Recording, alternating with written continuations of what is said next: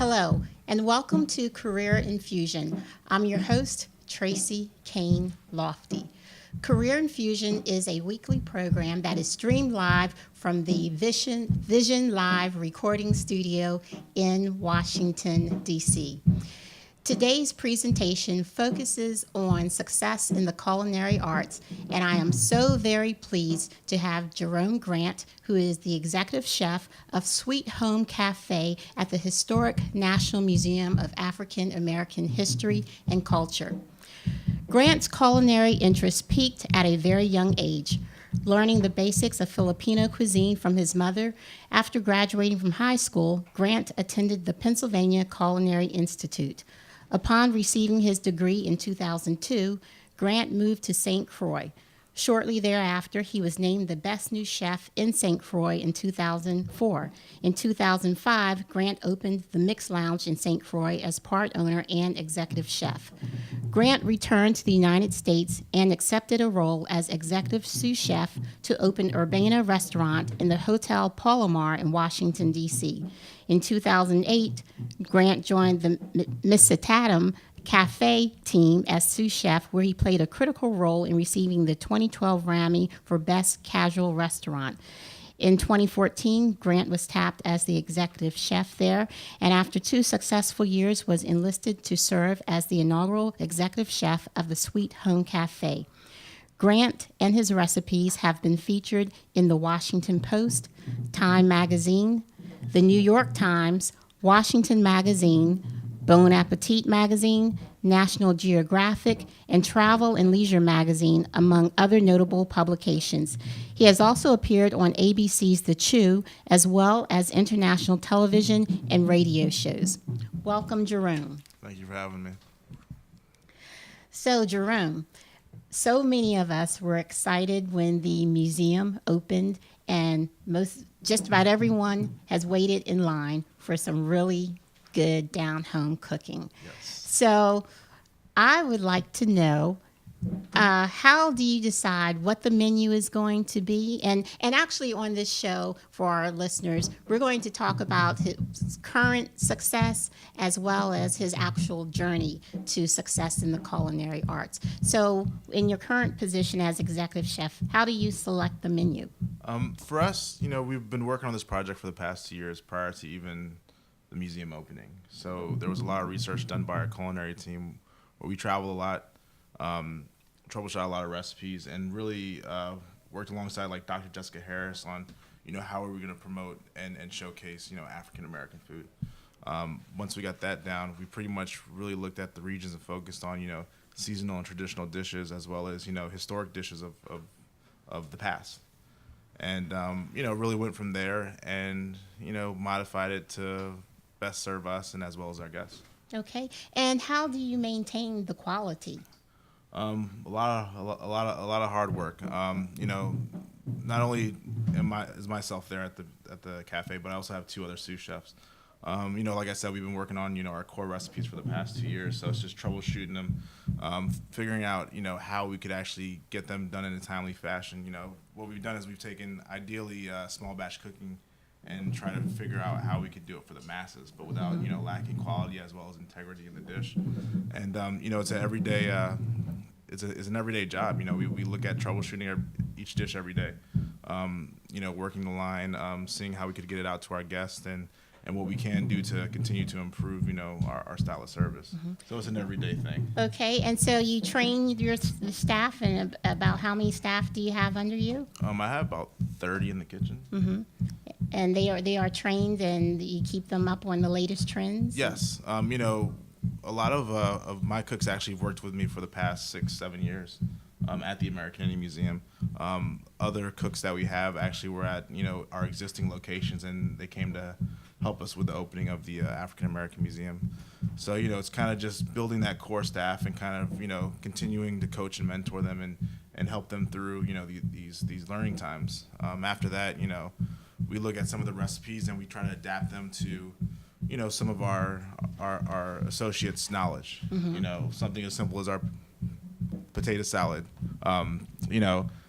we all have our idea of how potato salad is, but it's Miss Dion's potato salad who's always made potato salad for her family, and she has a great recipe. So we look at those types of staples and look at what our cooks could also produce that they're proud of, and we kind of showcase that in our cafe also. Okay. And what about getting feedback from the those who come to the museum? Oh yeah, we get a lot of feedback. With that, you take everything that's given to you and you figure out what works for you. A lot of people come in and we're a very opinionated group of people. And, well, we do it like this, or my mom does it like this. Well, that's cool. I enjoy the information, and we look at it and, we see what makes sense. And there's certain things that we just don't do. Just because we don't do what you do in your house doesn't make it, doesn't mean that what we're putting out is not good either. Right. So, you have to kind of take those things and take those that bit of information and figure out, what you do retain and what you do just, kind of pass on. Okay, all righty. Well, we are going to take a quick break, and we will be right back to discuss his journey in the culinary arts. Thank you.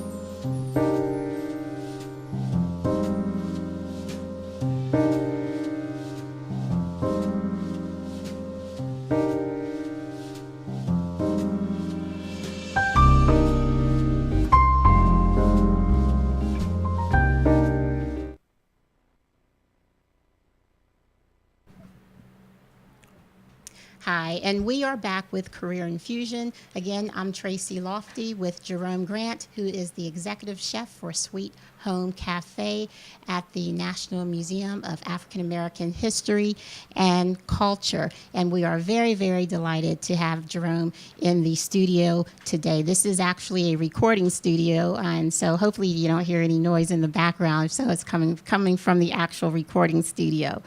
But we are going to discuss Jerome's journey in the culinary arts. Now, you are originally a resident of Prince George's County, Maryland. Yes. Is that correct? Yes. My father was in the Air Force, so we travel a lot. and he retired here at Andrews.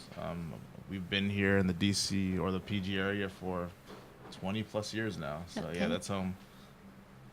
Okay, all right. And when did you begin uh, finding out what your skill was and developing I've that always skill? enjoyed cooking. Throughout my life, I'd spend my summers with my grandmother, and she was a phenomenal cook. And my mother, who just enjoyed cooking, would show me how to cook at the same time.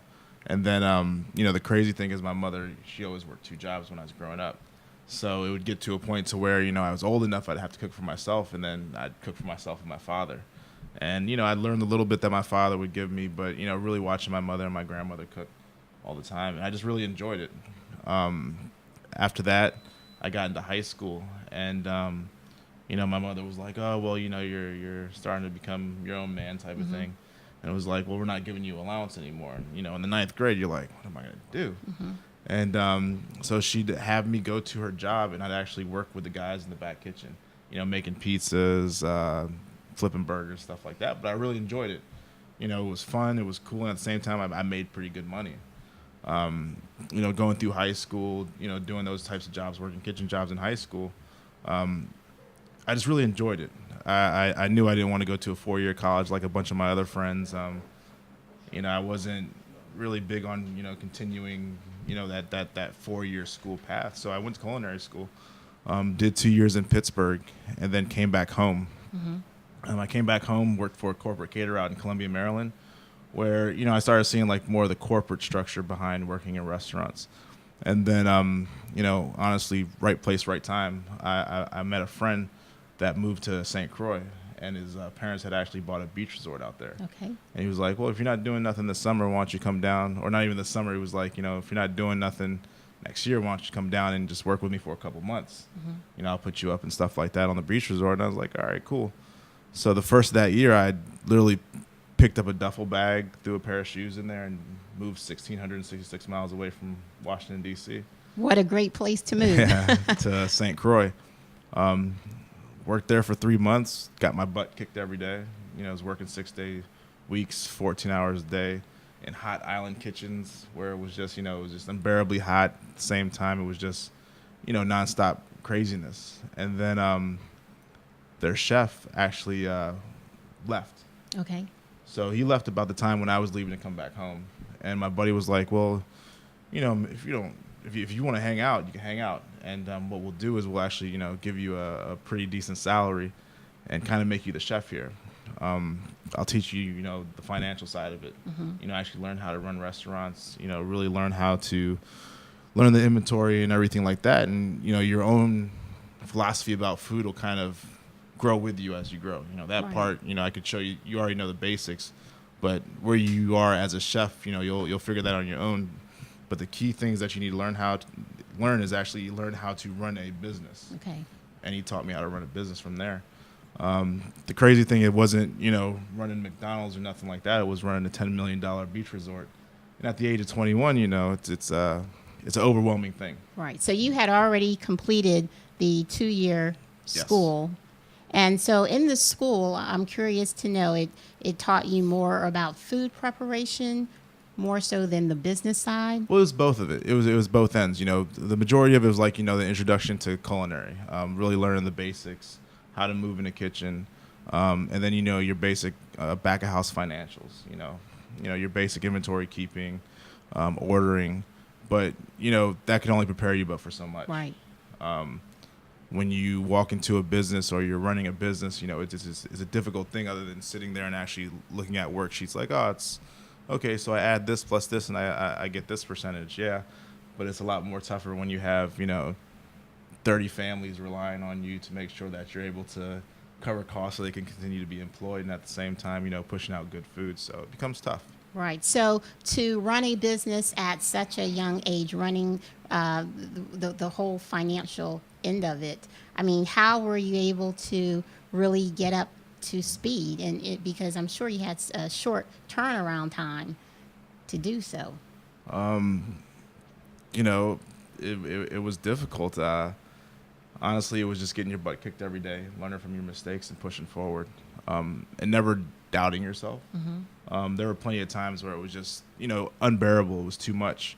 But I had, the great support of my best friends growing up, where it was just like, they were pretty excited for me, and they, still to this day they root for me. So it's, I have a great family, I have a great friend base, and that's all I really need. Okay. You And know. so how long were you in St. Croix? I was in St. Croix for 5 years. Okay. And then when did you actually come back to the DC area? I want to say it was 2006.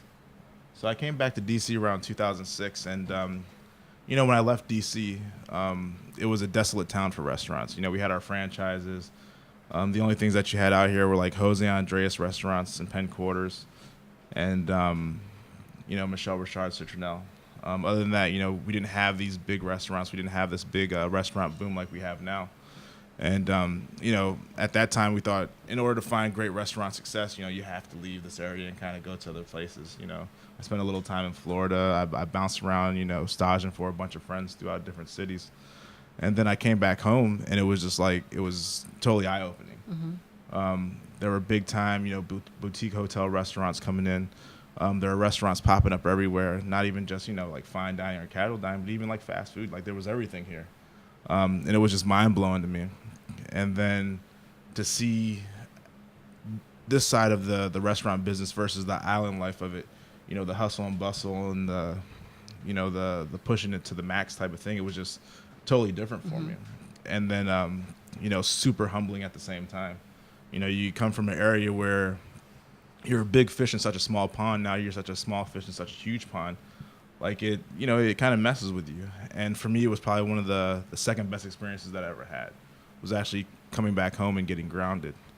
And, I came back home. I started working for Kimpton Hotels, and we had opened up the Hotel Palomar on 21st and P Mm-hmm. Street, which to me was like, was one of the biggest openings I ever did, especially because I came back home.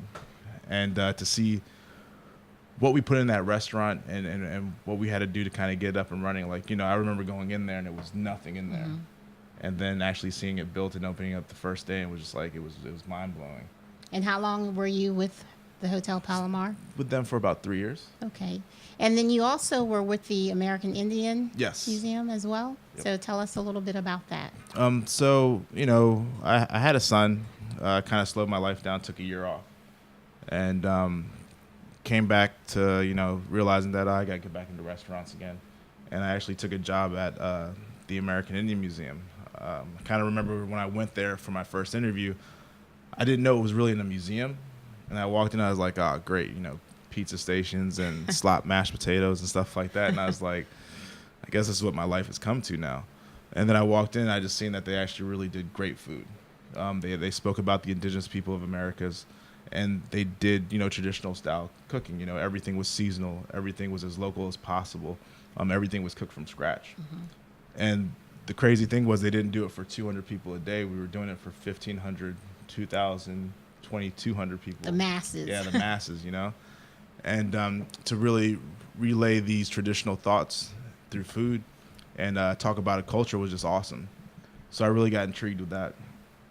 And, throughout my time just working alongside a lot of tribes, we built this whole buffalo exchange where we were buying buffalo from 28 tribes throughout the Midwest, Wow. really showcasing Native people as a whole, identifying some of the ingredients that are difficult for you to get, and being able to actually go to these Native tribes and get them and bring them to the museum. And what we did there, we actually transformed museum dining around the world. We were one of the top 10 museum dining destinations. That's great. We put out great food. We put out quality food. And it's not just like your run-of-the-mill type of thing where it's just hot dogs and pizzas. We really did it showcasing the culture that we were representing within that location. Right. And so, again, you had to learn about the culture. Exactly. In order to have the food prepared. What is your favorite dish out of everything that you've had created and served? What really is your favorite dish? Me, personally, I'm a pretty simple guy. I'm more of a chili and cheese dog on a Friday night type of guy, But other than that, I mean, I've seen a lot of amazing things, ate meals in a lot of amazing places. And I honestly couldn't name one thing. It's just, for me, the way that I look at food, it's more of a personal thing. It's where I am. Sorry, it's where I am at that time. It's how I feel at that time. You know, you have rough days. You prefer some of the heavier things, some of the comforting things, or when you're trying to go out and be cool, you eat the little lighter things. You know, Right. it's one of those types of things for Right. me. You know, go-to dishes is definitely going to my mother's house, and having her cook for me. Okay. Alrighty. And what is the favorite of So your it's like, you mother's? know, like traditional things like chicken adobo, you know, simple things like it's just chicken and rice, you know, Okay. but it's something that I grew up with. Right.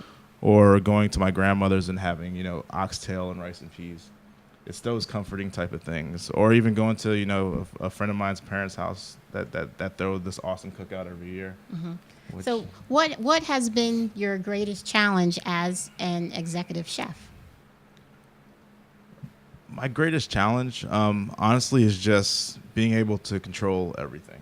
Um, you know, running the restaurants that I run, you know, they're very big places. We have a lot of associates. You know, we have 20 different personalities. We have 50 million things that are going on, and being able to, you know, supervise all that, coach and grow people, and at the same time talk about the cultures that we're representing. You know, that's what is amazing to me. Right.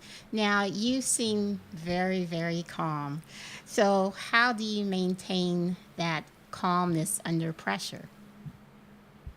You know, it's difficult. You know, for me, it's just it's normal. You continue to push forward. You're able to roll with the punches, and if you don't have, you know, that thick skin, it does get difficult. Don't get me wrong. There's some times where it's really difficult, and you do lose your cool. But you know, you try not to lose sight of what you're there for. You know, and what we're there for is to put out great food to the guests that come into our cafes. At the end of the day, you know, people understand that it's more about the passion of putting, you know, this food out. It's more about the understanding and the educating of the people that come in. You know, I kind of look at it as, you know, we're one big show. We all have our parts in the show. We all have our places to be. But in order to make that show great for our guests that come in, we all have to perform and do our daily task. And I'm just a conductor. I'm just there to direct. Do you ever have a customer to say, I want to speak to the head chef, to the executive chef? Every 13 minutes. Yeah, we have customers we have guests that come in and do that. That's what we're here for. Right. You know, I'm more than welcome to talk to anybody that comes in. Are you on site every day?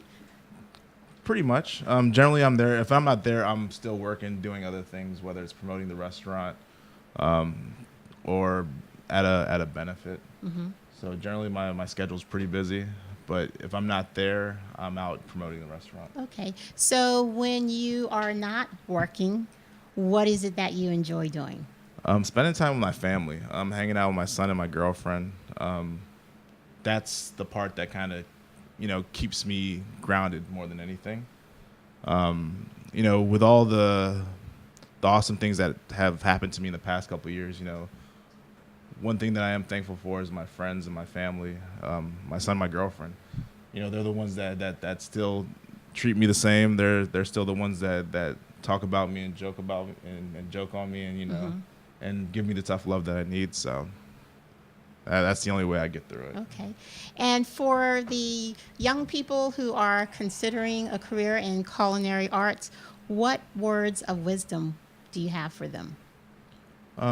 Don't give up. It's a tough industry to get into, and it'll be discouraging after a while. But to keep pushing forward. At the same time, understand that, you know, there's a lot more that you have to learn going through this industry.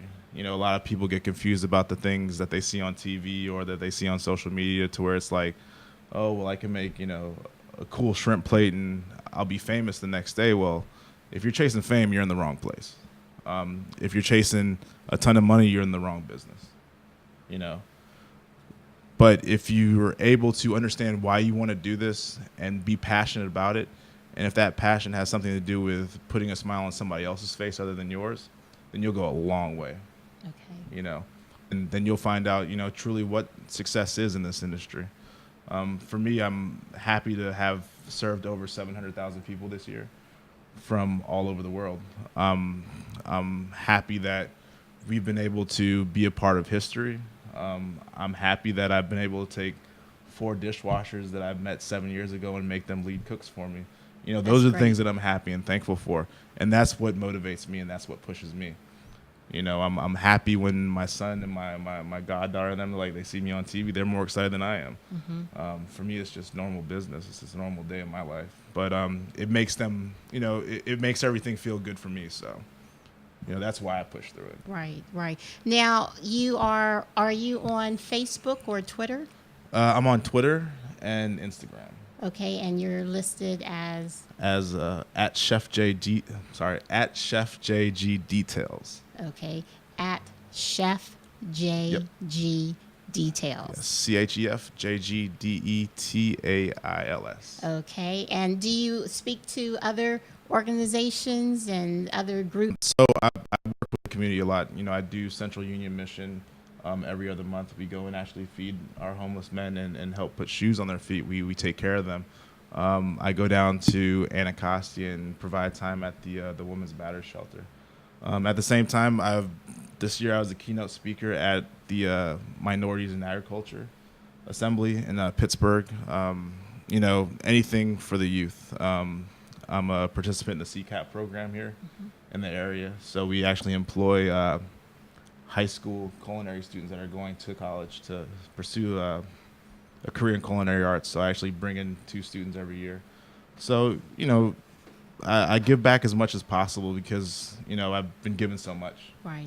And in order to grow our young people, us as leaders in the community, us as leaders in these industries, we all have to be there to really help push them forward. And, like I said, somebody gave me an awesome opportunity. And that's how I got here. Right. Don't get me wrong, I worked hard, but I happened to be at the right place at the right time that really propelled all this. And been blessed since then. And the only thing I could do is kind of, really give it back. Right, right. So for our viewers, it's so very important that you give back to the community. And that's really what, even with the Lofty Group, the consulting company that I oversee, that's what we are here to do, really to focus on the young people and help to develop them professionally. And so I'm curious to know, what leadership challenges, I did ask you in general your challenges, but what leadership challenges have you experienced? You know, to me, I don't look at them as like leadership challenges. I feel that the way that you push, the way that you actually, sorry, I'm at a loss for words, but as if you do the right things when nobody's looking, the people around you will pick up on the same thing. If you strive for as great a result and push and do those same things, the people around you will eventually pick up on it. So we always just try to continue to do the right things. We try to handle things in a professional manner, and our associates pick up on that. They strive for it. For us, we have a super big job, and even halfway through it, it helped push me that my employees were more into it than I was. They were there when we were working 14-hour days when we first opened up. They got to work before I got to work. They understood how important this was, and it was like, we pushed each other. Right. So once you're able to build that relationship, especially with your other associates, your teammates, you'll have nothing but success. We all share the joys at the same time, and we all share the butt kickings at the same time too. But that's what helps us grow. Right. And so how do you keep everyone motivated? Do you have weekly meetings or incentives? I'm just wondering So how we definitely have daily pre-meals. We talk about the past day's business. We set goals for ourselves. At first, our first goal was to serve at least 4,000 people. Now we do 4,000 people like it's nobody's business. We have little daytime challenges throughout our days, whether we have goals on our prep list of getting X amount of things done and who could do it the fastest. You know, it's those little types of things. But at the same time, you know, we're all self motivators. You know, I look at it like, you know, you hire the right people, you put the right people in the right places, and you know, like I said, I've been blessed to have the right people in the right places. Right. Now, do you have to put together any type of strategic plan for the year, or Oh what yeah. is the planning process for the year? Oh yeah. I mean, at the end of the day, I still work for a corporate company, so we have our budgets, we have our goals, you know, our wildly crazy goals, and we push forth to get them. And us as operators and us as people that are on the ground, you know, our goal is to figure out how we can get there. So, you know, it takes a lot of planning, a lot of thought, and a lot of creativity to do these things. You know, anything from not just daily, you know, cafe operations, but how can we promote new things? How can we get our guests more involved? How can we get people talking a lot more about what we do here and wanting to come see us? And that's what we do every day. And we tie that to, you know, performance goals. And also we tie that to, you know, our sales. Mm-hmm. And we've been doing a lot of great things, you know. We're expected to exceed our first year's goal by a lot. We've done a lot of amazing things in the first year, whether it's, you know, the media, the number of guests that come in. Like, we've done a lot of amazing things. You know, we've been open for 8 months now. We've been nominated for a James Beard Award. We've been in over 220 publications. We've touched over, I think it was the last time, it was like 45 million people. And we've done that in the basement of the African American Museum on 14th and Constitution. And you know, it's an awesome joy to understand that we've done that. Yeah, so I've been to the museum a couple of times, and each time I've gone to Sweet Home Cafe. And I remember the first time there were so many people there, and I thought, oh my goodness, this is going to take forever to get any kind of food. But I was surprised how quickly the lines moved. And I had my actually, the first time I went, I had my mother with me, and we had some really good catfish, by the way.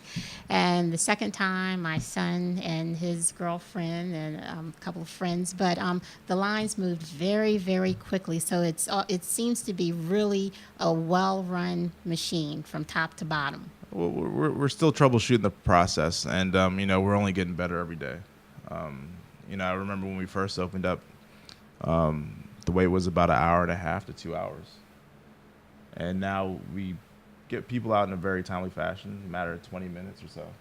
And you know, we're learning a lot more about ourselves. We're learning, you know, the whole flow and how everything goes together. So we're able to really push forth and get this machine as oiled as possible. Yeah. We are very, very grateful for you.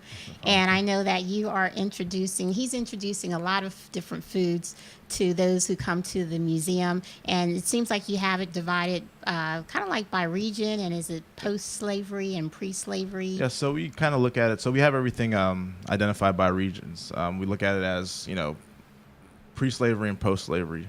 So, you know, you look at the entry states of, you know, Creole Coast all the way to the migration to the north in our northern states area via Underground Railroad.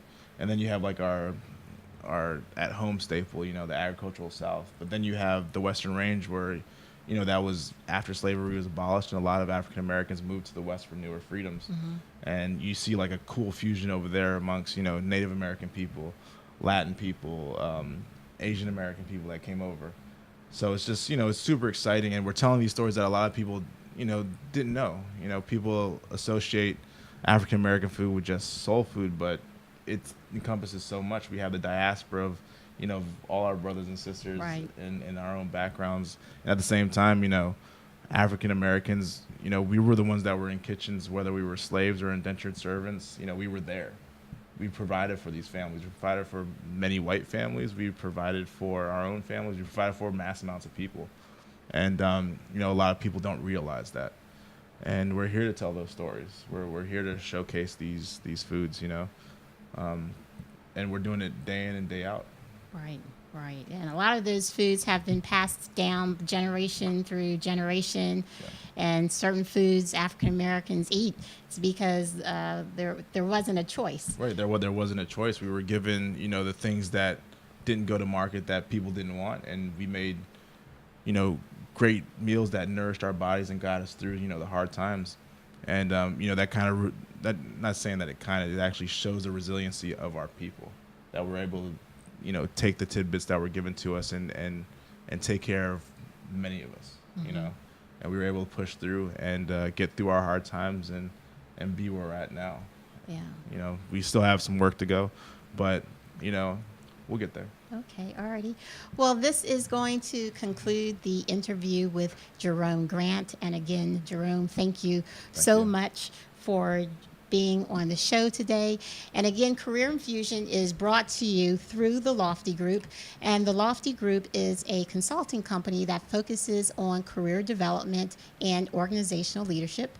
We give presentations throughout the country on career development strategies and organizational leadership, such as board development orientations and interviewing techniques, etc. So if you're ever interested in having a representative from the Lofty Group to come to your organization to give a presentation, you can contact us and just go to the website, which is theloftygroup.com. Again, this concludes today's program. Thank you.